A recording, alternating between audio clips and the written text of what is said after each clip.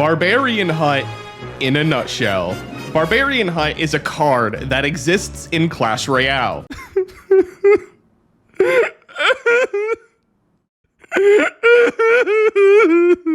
Please.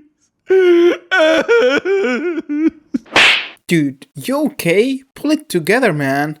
And why are you showcasing an old card that everyone already knows about? Bro, people don't even know that this card exists. It's the only one without card art. And Amelia keeps ignoring me on Twitter whenever I ask them to put it in the game. Like, it's literally a PNG. Just put the PNG on the Hut page, please. That's all I want, man. Not cool, Emilia. Literally just stick the one in the fan kit here, but that's not really relevant. Yeah, most people, and even some pro players, don't even know that the Barb Hut costs 6 elixir. Some people still think it costs 7. Oh, like 6-7, right? Like the note you wrote on my document? Oh, 6-7. I just can't with this guy. Logically, the first thought anyone could get is to compare Barb Hut to Barbarians due to how similar they are. In the case of Barbarians, you get 5 of them for 5 elixir, which makes their value pretty consistent. Now, looking onto Barb Hut, if you use it defensively against something like a hog, you'd get 4 barbs and a building for 6 elixir, which isn't too bad. And if you use it passively and somehow manage to keep it safe from the opponent, you would end up getting 8 barbs for 6 elixir, which is better than what the regular barb card can get you. It's kind of like each barbarian costing only 1 elixir. The better you defend the hut, the better the value it gives. It's basically like gambling, you know? But instead of with your money, it's with your elixir. That's fair. What do you suggest we do to maximize our odds? Instead of playing Barb Hut reactively when their push reaches the river and having it only spawn 1 wave then get broken, you should instead play it as a means of zoning control so your opponent struggles to break through with their win conditions. For example, when the opponent goes Golem in the back, when the Golem walks in front of the Princess Tower, you send barbs opposite lane, as the first wave of barbs will pressure that opposite lane, and then the second wave of barbs will spawn just in time to fight off the Golem when it arrives to the hut. This also works against Royal Giant too. If you can feel your opponent is getting ready to RG the bridge, you can hut the opposite lane before that happens, such that you apply opposite lane pressure, while the RG would then be stuck trying to shoot the hut, and you can use whatever other defensive cards you have to get rid of the threat. My point is that Hut is not some crazy defensive spawner that everyone thinks it is. Everyone's living in 2016, bro. In fact, the Barb Hut has a more dynamic playstyle than most people would expect. Recognizing when your opponent is trying to build their push is key for getting maximum Hut value. What about playing against bridge spam win conditions such as Hog and Ram Rider? You can't pre-place it. Yeah, true, but most people don't know about the forbidden Barb Hut tech, where you place it against the river and it forces the barbs to come out in a better pattern. Wait, why would you place your hut like that? Isn't it better to play it in the middle like other buildings to get the second tower to shoot on their hogs? Nah. See, if I play the hut down here and they earthquake, the barbs will struggle to catch up to the hog rider and I would end up taking a few swings on the tower. But if I play it on top next to the river, then the hogs or whatever other win condition would get squeezed between the barbs, making it harder for them to get to the tower, even if the barb hut breaks. In addition to that, the placement on top would prevent chip damage from cards like the Firecracker. You know, that's always a plus, right? All my homies hate the Firecracker. It also helps against Balloon and Skeleton Barrel. So a hut in the same position that we used against the Hog and the Ram Rider would also be able to counter a Lumberloon push, since the barbs would kill the Lumberjack and the balloon will go towards the hut. As for Skeleton Barrel, this position also works well against certain bait decks to catch the barrel before it even gets close to your tower. That's honestly surprisingly nice. Especially since Barb Hut has a bigger hitbox, so you can do the anti-earthquake position without pushing the cards with a spirit. No. You do not want to use that anti-earthquake position because the barbs would spawn on the opposite side and get stuck behind the hut, and then whatever they're trying to sneak by, if it's a hog rider, he's just going to get to the tower uncontested. Do you ever, use the standard building position against non-tank pushes? Yeah, actually. Against wall breakers and battle ram, the higher hut placement tends to be a bit worse. So when the ram is approaching or the wall breakers are approaching, the barbs that came out of the hut can maybe break the ram. You won't always be able to break the ram, but you can maybe break the ram. You can kill the wall breakers, and then you are retaining that hut HP. That's what's really important here. So what I'm getting from this is that unlike most buildings that are usually placed in the same tile in almost all the matchups, Barb Hut is a bit more dynamic. See, now you're getting it, Mr. Dude. It could go from things as simple as playing it towards the skeleton barrel side against hyperbait because air troops are harder to kite, to complex things like playing it directly on top of a royal giant if they are running lightning instead of fireball. Just don't do this. Please don't do this if there is a hunter next to that royal giant. I've made this mistake before. Your hut will vanish from the material plane faster than you could say nerf rune giant. Wait, let me try. Nerf rune giant. The fuck? Even something silly like Barb Hut in the pocket can work on some very niche situations because the hut is large enough to distract the tower while also preventing your opponent from rushing your side with their win condition. Cannon, Tesla, and every other building usually needs support from cycle cards because on their own they would go down very quickly. The reason I'm mentioning this is because if I'm not mistaken, Barb Hut wouldn't need support since it spawns its own support, right? Well, sort of. While you can just use the hut on its own in many situations, I usually like pairing it with small cards like the bomber, which can provide some cheap and highly effective splash damage. This also obviously helps preserve the hut's HP, which would then in turn give you another wave of dudes. Do you ever use it passively behind towers? Because back in early Clash days, spawners used to be played in the back so you can keep them safe. Almost never. I'm sure you could if you really wanted to, but that would give your opponent the easiest spell value of their life. The last thing I want to do is give a drill or graveyard player poison value, or God forbid, let baby Nate actually hit a rocket. There's so many clips of him whiffing rockets. I love Nate, but it's so funny.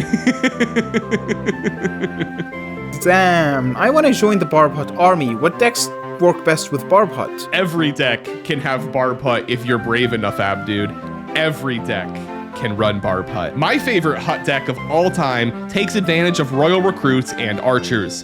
The Archers are great to split in the back and push alongside the Barbs, or even the Recruits, while a Flying Machine can provide covering fire support, and a Miner can dive onto enemy troops.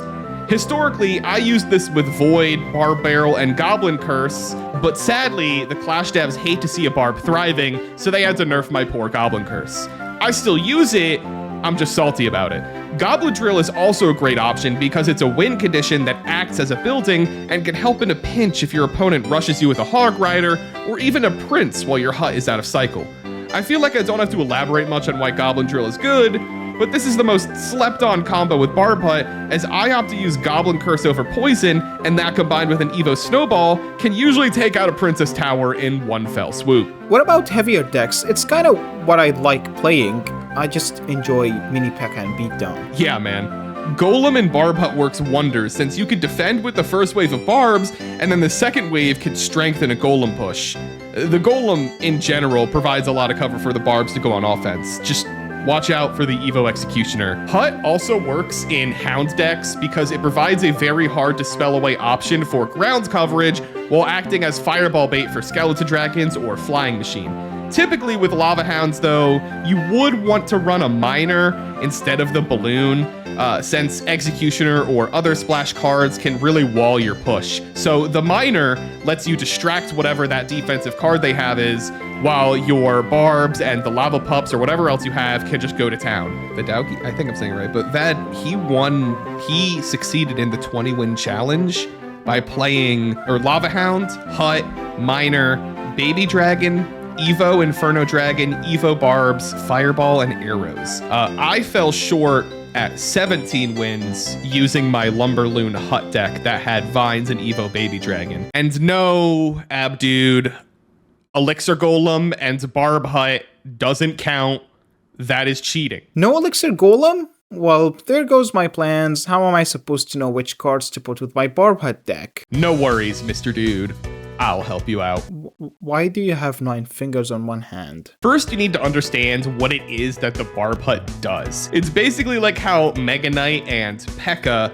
are used to defend and then counter push. So you want to find a balance of cards that can support the Barb Hut and cards that can apply pressure. It sounds like very vague what I'm saying, but I think it'll start to make sense as I kind of describe in more detail what these decks really do. So my most successful Barb Hut win conditions are probably Miner, Drill, and Royal Hogs. But who knows what horrific meta-defining hero or card will be introduced in the next season, so this can change. Hut can counter Mega Knight as long as you place it close to where he doesn't jump, so you don't have to bring multiple Mega Knight responses.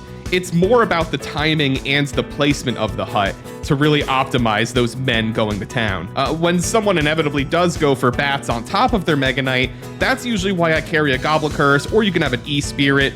I really like Goblin Curse though, because a lot of times people will just try to use cheap Swarm to counter your barbs or whatever, so it's really good against cycle players. I know a lot of people say Goblin Curse is useless, but I promise it's not. Cards like the Bomber excel when the Hut and Barbs are fighting off the opponent's win condition, and the Bomber is allowed to stay off to the side, dealing insane damage over time to your opponent's win condition and their supporting troops. All this while making your opponent choose whether they want to spell the Hut or the Bomber. A card like Sparky can be tough to deal with, but deep Hut placements and effective use of supporting cards can separate the Sparky from its tank win condition. What about spell bait? Would it work in that? Like, I'm not talking about log bait, I'm talking about, you know, fireball bait, maybe poison bait. It really doesn't matter. It's just any form of spell bait. I haven't even mentioned the spell bait potential of Barb Hut as well. Playing cards like Archer Queen with the Hut can be risky since the Hut is already vulnerable to lightning, thus you don't want your opponent to be getting even more spell value than they already were.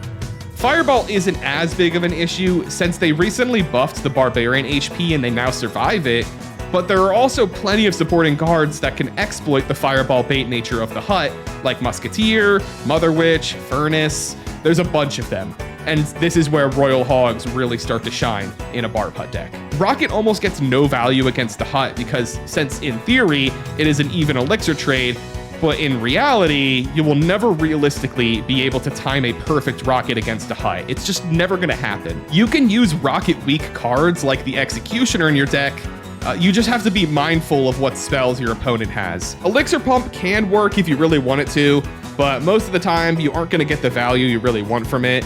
It is sadly underwhelming, but at the same time, they should just remove Elixir Pump from the game and nobody would complain. What about poison? How do you deal with that? The bigger radius and the extra damage feels like it would make it a hard counter for the Hut. I would say Fireball is easier to plan around than Poison, because when you're playing against Poison, you're normally going to be going up against people running Graveyard, Drill, Minor Cycle.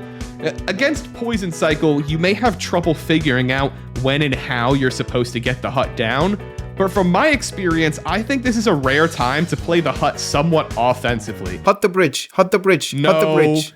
No, Abdod, we're not going to Barb Hut the bridge. Not yet.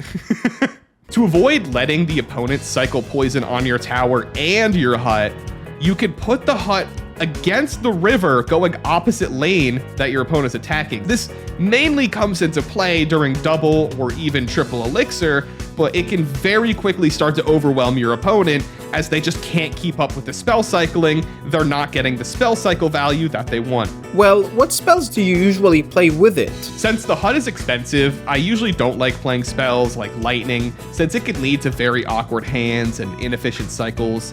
Instead, I like using Void. Void with Giant acts as a pseudo lightning that can deal with cards like Witch when played correctly. Void and Curse can punish people who place skeletons or small swarm on top of the card you're trying to snipe with Void. Void can snipe Cannon, it can snipe Tesla, it can snipe a Furnace. If you're good with it, you can get a lot of value out of Void. The Curse is mainly just there as like insurance to make sure your Void actually gets the value you want it to. Goblin Curse is the silly option, since it could be used as a mini poison spell that could be comboed with other troops or spells, such as the Drill, Curse, Evo Snowball deck that I love using. Vines are also an amazing choice because they allow you to take out Firecrackers, Dark Goblins, and can also combo well with a Lumberloon Hut deck that lets your lumberjack or barbs hit air troops. Ugh, I need to drink some water. God, dude, I'm so thirsty. Dude, thinking about the barb hut just it doesn't quench my thirst.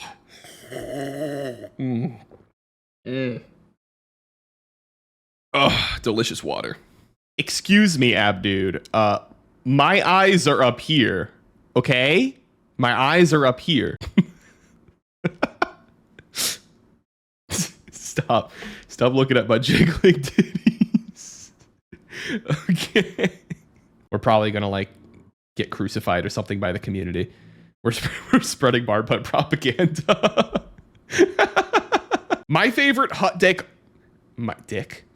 My favorite hut dick of all time. What am I, Ken? No elixir golem. Oh man. Aw. Fuck dude. That water is fighting back. I hate him. I hate the Evo Executioner. I despise him.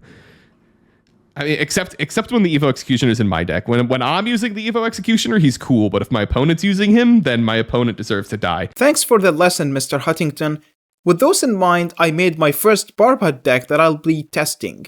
Any final message for the dudes watching? I wish people would stop taking everything so seriously and learn to have fun again. Everybody is way too concerned with only playing the meta or whatever deck Mohammed Light said is good this season. Also, if you spam BM emotes the entire game, I just think less of you as a person. That's really about it. It's true though, bro, dude, people will just spam Goblin Cry the entire game and they're just like, get trolled, kid. Me. We need to put those people in in the mines. We need to send them to the Cobalt mines.